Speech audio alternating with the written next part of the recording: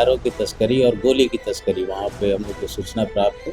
उस पे पुलिस काम कर रही है, जल्द से जल्द उसमें भी कुछ उपलब्धि हासिल होने की संभावना चाहिएगा तो मलाल आपको जीवन में बहुत चीज़ों का हो सकता है, नहीं चाहिएगा तो नहीं हो सकता है। ट्रांसफ़र पोस्टिंग्स बहुत सारी चीज़ों को लेकर होती हैं, शायद समझ नहीं पाए वो लोग, उनको डेटा इंटरप्रिटेशन की दिक्कतें रही होंगी। उन लोगों को भी मैं धन्यवाद देता हूँ, कम से कम आगे भी जो आएँगे वरीय पुलिस अधीक्षक उनसे मैंने कहा जो भी डिसीजन लेना होता है, जो लोग हैं उनको लेना होता है, ये हमारे और आपके हाथ की चीज़ नहीं। जो भी आएँगे वरीय पुलिस अधीक्षक उनका भी सहयोग आप लोग करेंगे। पटना ज़िला में वरीय पुलिस अधीक्षक के रूप में 5 महीने का कार्यकाल हमारा करीब-करीब रहा और इसके लिए सबसे पहले तो मैं अपने राज्य की सरकार माननीय मुख्यमंत्री जी को धन्यवाद देता हूँ कि उन्होंने मुझे ये मौका दिया काम करने का यहाँ पर।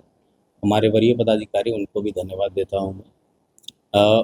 हमारे मीडिया के कर्मी आप लोगों का भी सहयोग काफ़ी प्राप्त रहा हम लोगों को। कुछ जो लोग हैं जिनको डेटा इंटरप्रिटेशन में दिक्कतें थी, हमारे आंकड़े देने के बावजूद भी शायद समझ नहीं पाए वो लोग, उनको डेटा इंटरप्रिटेशन की दिक्कतें रही होंगी, तो उन लोगों को भी मैं धन्यवाद देता हूँ, कम से कम कवर किया उन्होंने, प्रकाशित किया।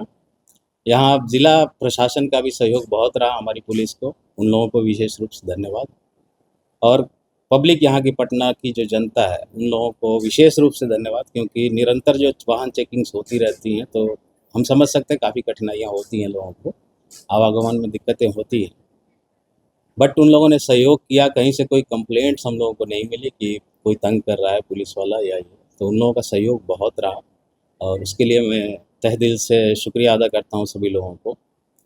लास्ट में हमारे पुलिस के परिवार, जो हमारे पदाधिकारी हैं, एसपीज़, एसडीपीओज़, सभी थानाध्यक्ष, सभी थाना के कर्मी, पुलिस लाइन के कर्मी, हमारे सभी सिपाहीगण, सभी लोग को विशेष रूप से धन्यवाद कि इतनी कड़ी मेहनत से इन लोगों ने काम किया और 5 महीने में जो रिज़ल्ट्स हैं आप लोगों के साथ हमने शेयर किया था पहले भी। और आज क्योंकि जून का महीना पूरा नहीं हो पाया तो 14 जून तक के जो आंकड़े हैं वो भी आप लोगों के साथ लास्ट में हम शेयर करना चाहेंगे। 21, 22, 23 और 24 जो साल था उसमें जून में कितने केसेस हुए हैं और इस साल अभी तक 14 तारीख तक कितने केसेस हुए हैं। एक जस्ट तुलनात्मक आंकड़ा कि हमारी पटना की पुलिस और उसकी टीम अच्छा काम कर रही है। आगे भी जो आएँगे वरीय पुलिस अधीक्षक उनसे आप लोगों से गुजारिश है, पटना की जनता आप लोगों से सबसे गुजारिश है, उनको भी ऐसा ही सहयोग करें जैसा अभी आप लोगों ने किया है। जून के महीने में 2021 में अगर हत्या के केसेस की बात करें सिर्फ, तो 21 में 13 केस हुए थे, 22 में 29, 23 में 19, 24 में 30 केस हुए थे। अभी तक जून के महीने में 9 हत्या के कांड दर्ज हुए 14 तारीख तक। डकैती के मामले 21 में 1, 22 में 3, 23 में कोई कांड प्रतिवेदित नहीं हुआ था। जून 24 में 8 केसेस डकैती के रिपोर्ट हुए थे। इस वर्ष 14 तारीख तक 1 कांड मात्र अभी प्रतिवेदित हुआ है। लूट के केस में जो हमारी टीम लगातार काम कर रही है और जिसका रिजल्ट हमने पहले भी बताया था, मई महीने तक 87 के जगह पे 47 केसेस इस साल हुए थे। इस महीने भी आप हर वर्ष की तुलना में देखें तो जून में 21 में 18 केस लूट का प्रतिवेदित हुआ था, 22 में 15 केस हुए थे, जून 23 में 23 केस हुए थे, जून 24 में 24 केस हुए थे रिपोर्ट लूट के। इस वर्ष 14 जून तक मात्र 1 केस रिपोर्ट हुआ लूट का। पटना जैसे ज़िले के लिए एक बहुत बड़ी उपलब्धि है और ये हमारी टीम जो काम की है उसका एक उदाहरण है। इसी तरह एक्सटॉर्शन के केसेस में 21 में 4, 22 में 4, 23 में 1 और 24 में 2 केस रिपोर्ट हुआ था। 25 में 14 जून तक अभी कोई कांड एक्सटॉर्शन का रिपोर्ट नहीं हुआ। तो ये कुछ आंकड़े जो गंभीर अपराध है जिससे समाज पर एक प्रभाव पड़ता है, उसमें जो कमी आई है वो हम लोग बताए हैं। जो हमारी पटना पुलिस की टीम पूरा काम कर रही है, आप लोगों के सहयोग से ही संभव हो पाया है और जो भी आएंगे वरीय पुलिस अधीक्षक उनका भी सहयोग आप लोग करेंगे, ये हमारी अपेक्षा है। आप सभी को फिर से धन्यवाद। सर एक सवाल उठता है, 24 में ही प्रतिवेदित हुआ था, उसमें केस का डिटेक्शन हुआ था तभी हुआ था और 9 लोग गिरफ्तार करके जेल भेजे गए थे। उसमें एक फरार अभियुक्त छोटू कुमार नदी थाना क्षेत्र का, उसकी गिरफ्तारी कल की गई है, जिसको पूछताछ करके उसको भिन्न न्यायालय में अग्रसारित किया जा रहा है। ये कल कथा अभी आप लोग कट कर सकते हैं। बाकी हमारा जो है वो पैसा लेकर ही हत्या करते हैं, तो इन लोग की गिरफ्तारी से सिटी क्षेत्र में हम लोग को उम्मीद है, पुलिस को उम्मीद है कि ऐसी घटनाओं पे अंकुश लगेगा। कितनी हत्या को अंजाम दिया? अभी तक तो 3 का हम लोग को प्रकाश में आया है और भी पूछताछ चल रही है, हो सकता है और भी केसेस में इनकी तीनों संलिप्तता। मामलों में कितने की सुपारी दी? वो डिटेल हम लोग के इन्वेस्टिगेशन में आया है, वो हम लोग जारी हम उसमें एज नहीं लिखा। 20-25 के आसपास सभी सभी सभी के एज लगभग वैसे ही हैं, नहीं सभी मेजर हैं और वही 25 के आसपास सबकी एज है। नहीं, आप ट्रांसफ़र को इससे लेकर मत देखिए। ट्रांसफ़र पोस्टिंग्स बहुत सारी चीज़ों को लेकर होती हैं और ये जो मंत्री होते हैं, माननीय मंत्री, जो इस केस में हमारे माननीय मुख्यमंत्री हैं, उनका विशेषाधिकार है। ट्रांसफ़र पोस्टिंग्स हमारी नौकरी का हिस्सा है, उसको इन सब चीज़ों से लेकर जोड़ना मेरे ख्याल से अनुचित लेकिन है। मैं 5 महीने ही मैंने कहा जो भी डिसीजन लेना होता है, जो लोग हैं उनको लेना होता है, ये हमारे और आपके हाथ की चीज़ नहीं। तो हमें जहाँ ड्यूटी मिलती है वहाँ हम लोग करते हैं। घटनाएं हुई चाहिएगा तो मलाल आपको जीवन में बहुत चीज़ों का हो सकता है, नहीं चाहिएगा तो नहीं हो सकता है। हमने कहा हम शुक्रगुज़ार हैं कि पटना जो राज्य की राजधानी है, उसकी सेवा करने का मौका हमको मिला। 5 महीने ही सही, बट मौका मिला, इसके लिए हम शुक्रगुज़ार हैं।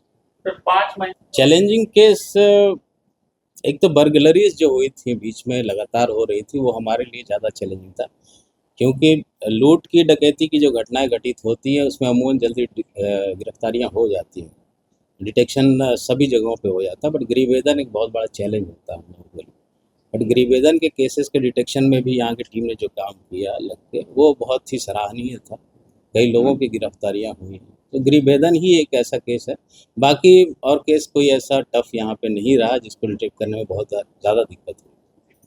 बरामद हो रहे हैं, उन पे हम लोग विशेष अनुसंधान कर रहे हैं, कहाँ से लोग ला रहे हैं। और आपने भी बताया कि आप लोग के पास भी खबर रहती है, सिटी एरिया में कुछ ऐसे इलाके चिन्हित हैं हम लोगों के द्वारा जहाँ पर हथियारों की तस्करी और गोली की तस्करी, वहाँ पे हम लोग को सूचना प्राप्त है।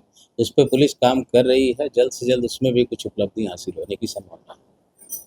मई के महीने में और जून में कुछ सिटी एरिया में गोली मारकर हत्या कर देने की घटनाएं प्रतिवेदित हुई थी, जिसमें एक खाजेकला थाना क्षेत्र में कांड संख्या 211/25 19/5/25 को दर्ज किया गया था।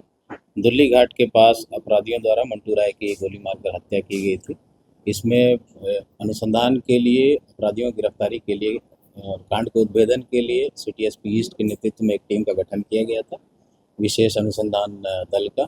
और इस टीम ने सूचना, जो प्रारंभिक अनुसंधान किया, सूचना संकलन किया, उसमें टिक-टिक का नाम सामने आया था और टिक-टिक के विरुद्ध छापेमारी लगातार की जा रही थी, जिसके कारण उसके दौरान न्यायालय में आत्मसमर्पण किया गया और उसको पुलिस रिमांड पर लिया गया पूछताछ के लिए।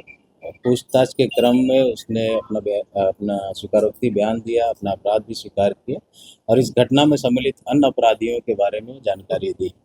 उन अपराधियों की गिरफ्तारी के लिए ये टीम निरंतर प्रयासरत थी और उसी क्रम में कल सिटी एरिया से ही अलग अलग थाना क्षेत्रों से 5 अपराधियों की गिरफ्तारी हुई है, जिसमें 3 शूटर की भूमिका में है और 2 लाइनर की भूमिका में है। ये 3 जो शूटर की भूमिका में अपराधी हैं, इनसे भी पूछताछ की गई है। इन लोगों ने भी अपना अपराध स्वीकार किया है और कुछ अन्य जो घटनाएं हत्या की हुई हैं, रामकृष्ण नगर में जो एक गाय पालक थे, उनकी हत्या की गई थी सुबह-सुबह, उस केस में, और माल सलामी में एक हत्या का कांड दर्ज हुआ था, उसमें भी इन लोगों का नाम प्रकाश में आया है अनुसंधान के क्रम में। छापेमारी में और पूछताछ के बाद 2 अवैध हथियार और 5 कारतूस, 2 मोटरसाइकिल और 2 मोबाइल भी जब्त किया गया है। जो अपराधी गिरफ्तार हुए हैं उनके नाम है आयुष कुमार, जो नदी थाना क्षेत्र का रहने वाला है, राजन कुमार बाईपास थाना क्षेत्र का, सोनू गरौल थाना का, वैशाली जिला, छोटू उर्फ रोहित जो खाजेकला का है, और अनिकेत उर्फ गोलू जो खाजेकला का है। इनमें आयुष, अनिकेत और राजन, ये तीनों शूटर की भूमिका में हैं और शेष जो 2 गिरफ्तार हुए हैं वो लाइनर की भूमिका में हैं। इन लोगों से और भी पूछताछ किया जा रहा है और भी कांडों में पुलिस को है कि इनकी संलिप्तता हो सकती है। जैसे जैसे इसमें और भी तथ्य प्रकाश में आएंगे, इन लोगों को रिमांड पे लिया जाएगा। इस गिरफ्तारी में, इस छापेमारी में जो टीम सम्मिलित थी, उन सभी को अलग से पुरस्कृत किया जा रहा है। एक और डकैती का